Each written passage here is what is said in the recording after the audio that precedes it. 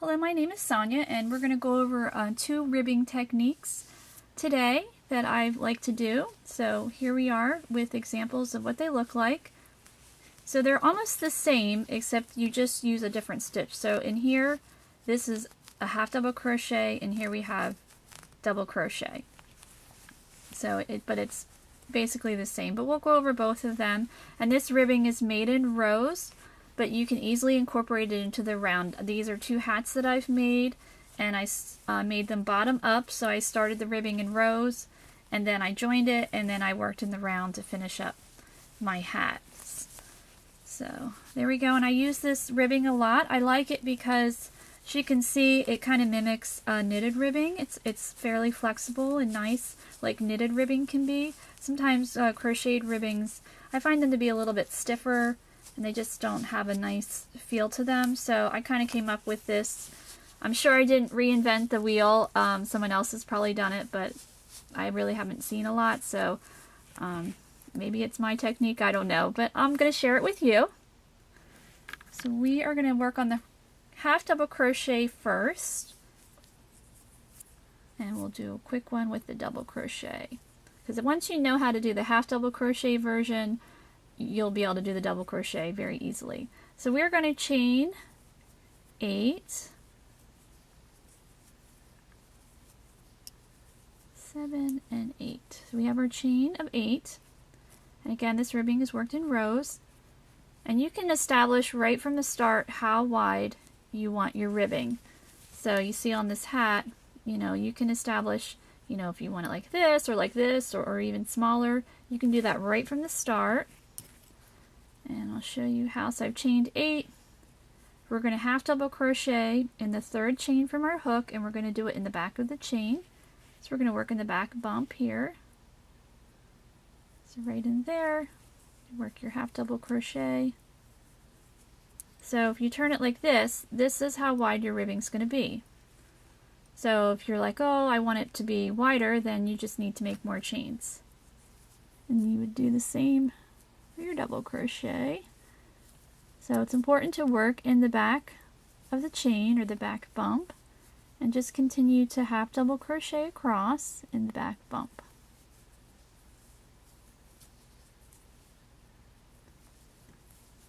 And it's also important to know how many half double crochet you have right from the start. You don't want to lose track of your stitch count. So your skip chain 2 is going to count as a stitch. So 1, 2, 3, 4, 5, 6. So I must have chained 7 instead of 8. Sorry about that. Because if I chained 8, then I should have 7, but I must have chained 7, so I have 6 stitches. So we're working with 6. Alright, so we're going to chain 1, and we're going to turn. Now we're going to work in the back loops of all of these stitches, and we're going to slip stitch across. Now you might not have done much with slip stitch crochet. You might think it's just for working in the round to join your rounds or connect your rounds, but you can actually use it as a stitch all by itself. So we're going to work in the back loops and just work one slip stitch. And you want to be careful that you don't make your slip stitches too tight. That could easily happen. A lot of people struggle a little bit with their tension. So you just want to be a little bit relaxed when you're doing it, and you're just going to continue to work one slip stitch in each stitch, and then you'll work a slip stitch in your skipped chain 2 from your first row, and we should have 6 slip stitches. So 1, 2, 3, 4, 5, and 6. Yes. So to begin row 2, or row 3, I'm sorry, so we did one row, we're on our second row, and we're going to get ready to start our third row. It can be really confusing as to where to insert your hook, because your next row is also going to be worked in the back loops. So if we flip it over, it looks like there's just loops all over the place. And generally when you're crocheting, you have your work more flat like this. But with slip stitch, it's easier if you have it tilted up towards you so you can see the row of stitches. And a nice little trick that I like to do, especially and to teach people, is to where to insert your hook. Since we are working in the back loop, before we turn, I tell people to insert a stitch marker in the front loop before turning, just like that. I use a scrap piece of yarn to mark my stitch, and then we're going to work our chain 1, and we're going to turn. So this stitch that I've marked right here that I'm pulling is where you'll need to put your hook. So now we're ready for back loops. So I'm going to pull that out because I don't need it actually, but it's okay if you do. So you're going to work 1 slip stitch and just continue to work across and slip stitch all the way across. So once you get the hang of it and you get more familiar with how the stitches look, you know, you probably won't even need the stitch marker, but if you've never done it before, it's just a little handy little helper there. I always say stitch markers can be your friends. So we have 6 stitches. So our 4th row, we're going to turn and we're going to work 1 more row of slip stitch in back loops only, and all the rest of the rows are going to be in back loops only. And the nice thing with doing ribbing like this, especially if you're making something for yourself, you can really get the band to fit you perfectly. So let's say you're making a hat for yourself, you know, you just make this as long as you need to and fit it around your head, and you'll be like, okay, it's perfect. You join your rows and you're ready to go in your hat. Okay, so now we're ready for row 5, and we're going to chain 2 and we're going to turn. And this is going to be our right side, so all rows worked with the half double crochet is the right side. And again, we're still working in back loops only, so I've chained 2. We're not going to work in this first stitch here. This counts as a stitch, so you're going to work in this one. And you'll just half double crochet all the way across in back loops only. And we'll just work a few rows, and then I'll show you how to join this. And it's almost a seamless join to be able to start working in the round. I mean, you could certainly, you know, just make a blanket out of this if you wanted to. It'd be kind of a fun stretchy blanket. So basically the stitch pattern is half double crochet, 3 rows of slip stitch, half double crochet, and all of the odd rows is your right side.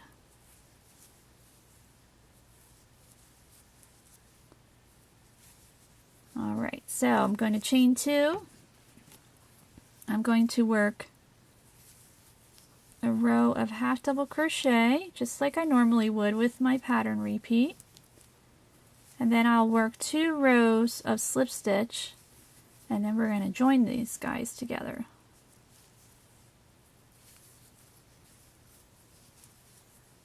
So here's my 1 row on my wrong side.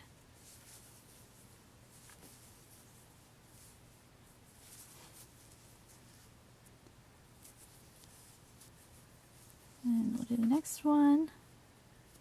So now we're back on the right side.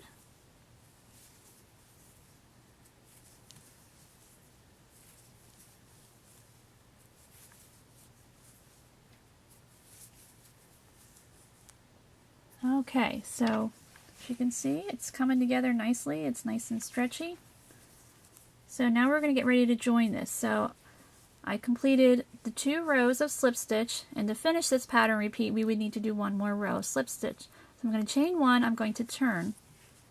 Now I'm going to take the ends of row 1 here, our half double crochet, and I'm going to join it with this guy here. Now again, you could actually sew this if you wanted to, but as I said before, I don't like to sew that much. So what I'm going to do is I'm going to work in my front loop of row 1 and back loop of my last row. And we're going to work a slip stitch, and I'm going to continue to do that. So front loop, row 1, back loop, last row. And just slip stitch all the way across, 6 stitches. So that's what we have. And then we will have created our seam, our almost invisible seam. So again, if you sew it, it's pretty invisible, but again, I'm not a huge sewing fan, so I do this. And so we've done it, we've joined it, and as you can see, it blends together pretty well with the rest. You really can barely tell. Now, if you wanted to get started in the round, let's say this was a cuff for a baby sweater or something, you would chain. What I like to do is I usually work I call it like a foundation row of single crochet across. You could even do slip stitch around if you wanted as well. But I generally do single crochet, and I usually, if I'm going to do a different color, I usually stick with the color that I've used to make my band first, and then I change color. It just creates a neater finish. So you would just work as many single crochet as you would need around. And just fit them in there. When you come to your slip stitches, I like to work, it looks like upside down V's, so I usually like to just pop my hook right in the middle of there, and it just gives a nice little finish there. So as you can see here where I've done it, so this is actually extended single crochet, and I just worked right in those V's, and it just looks a little bit nicer. Here it is again, and this is extended. I like extended single crochet, so you can see I worked right in the V stitch. But I have another hat that I've done where I did use different colors.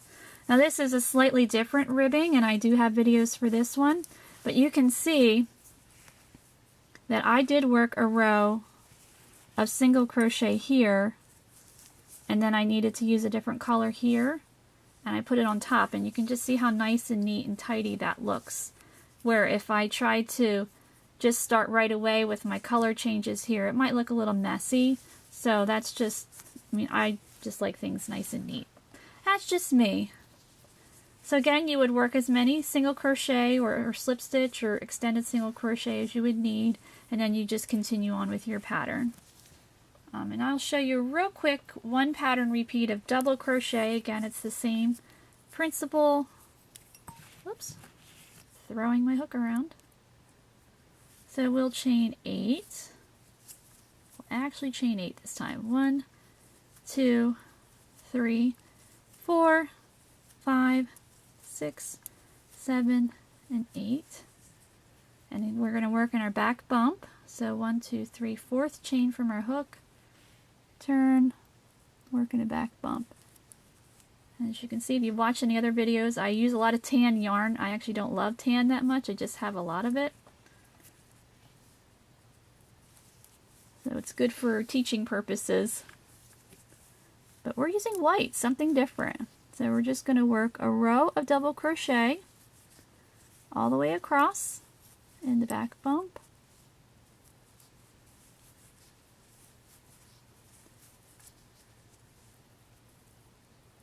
And then we should have 6 double crochet. Oops, stay in there. All right. So if we turn it like this will be how wide your ribbing would be. So you can establish it easy right from the start with your double crochet. You could certainly make, it shorter, longer, however wide you want. So it's the same thing. We're going to chain 1. We're going to turn. You're going to work in the back bump, slip stitch, all the way across,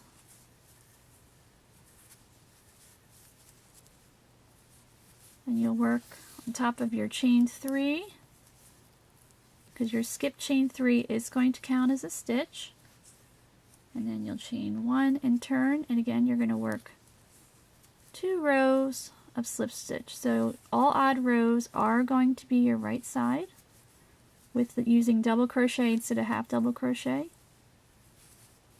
So again, it's the same thing. So before we half double crocheted, now we're double crocheting. And you certainly could use this with triple crochet. I probably wouldn't do it because triple crochet is such a tall stitch, and I don't want my ribbing to be, too holey or anything. So I probably wouldn't do it with triple crochet. Alright, so we're ready for row 4, or row 5, excuse me. So row 5, and then you would chain 3, turn, and work your double crochet all the way across. So you wouldn't work in the same stitch because your chain 3 counts as a stitch. And then you would just make your ribbing as long as you would need it to be. And then you would join it the same way you would do with the half double crochet.